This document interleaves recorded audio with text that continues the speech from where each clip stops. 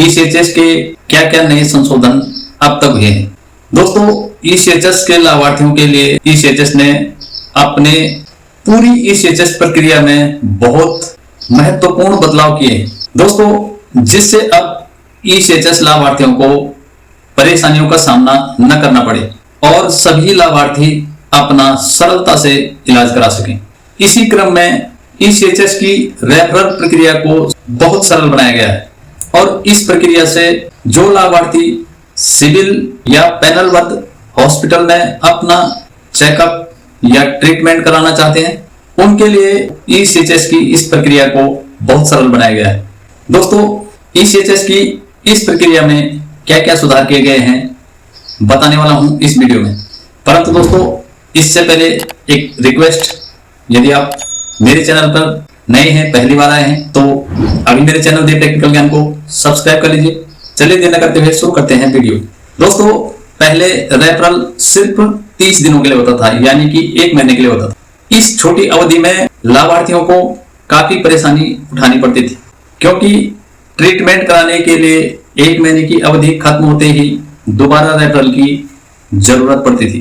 परंतु अब इस नए संशोधन में रेफरल की प्रक्रिया को 3 महीने कर दिया गया है, यानी 90 दिनों तक आपका एक रेफरल काम करेगा। जहां पहले ईसीएचएस लाभार्थियों को अपने ट्रीटमेंट कराने के लिए कई रेफरल की जरूरत पड़ती थी, वहां पर अब एक रेफरल 3 महीने के लिए वैलिड होगा। दोस्तों, ईसीएचएस पॉलीक्लिनिक के किसी भी चिकित्सा अधिकारी द्वारा जारी किया गया रेफरल अब 90 दिनों के लिए मान्य होगा, यानी कि 3 महीने के लिए वैध होगा। दोस्तों, इस रेफरल के दौरान लाभार्थी 2 और विशेषज्ञों से परामर्श ले सकता है, यानी कि कुल मिलाकर 3 महीने की रेफरल के दौरान आप 3 विशेषज्ञों से परामर्श ले सकते हैं। और दोस्तों, यही नहीं, 3 महीने के इस रेफरल के दौरान आप अधिकतम 6 परामर्श की अनुमति है।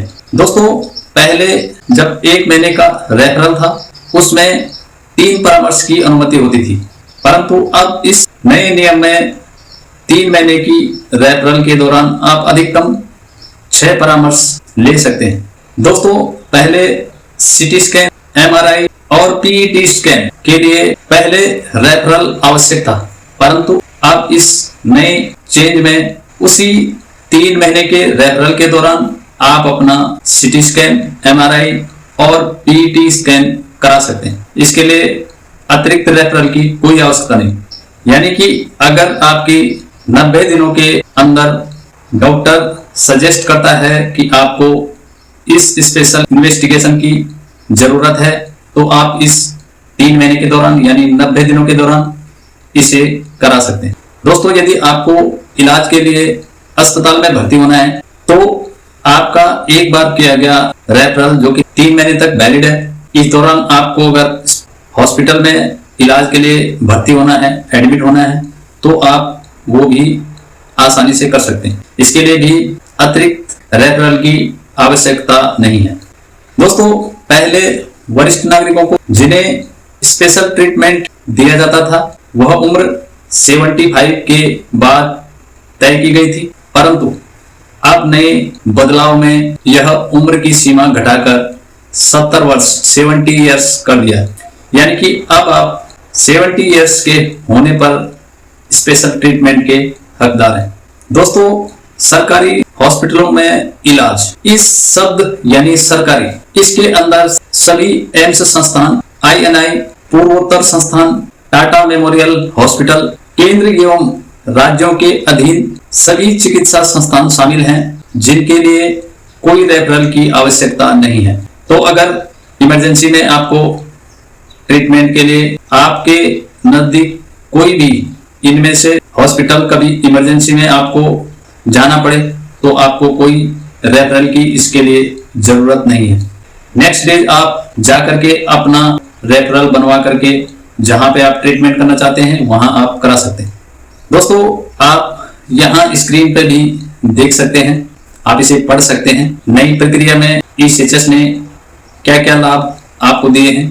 तो दोस्तों, आप ईसीएचएस लाभार्थी के सुविधा के अनुरूप ईसीएचएस के प्रबंध निदेशक के द्वारा इन संशोधनों को मंजूरी देना और भूतपूर्व सैनिकों के स्वास्थ्य सेवाओं में निरंतर सुधार करने की प्रतिबद्धता को रेखांकित करता है।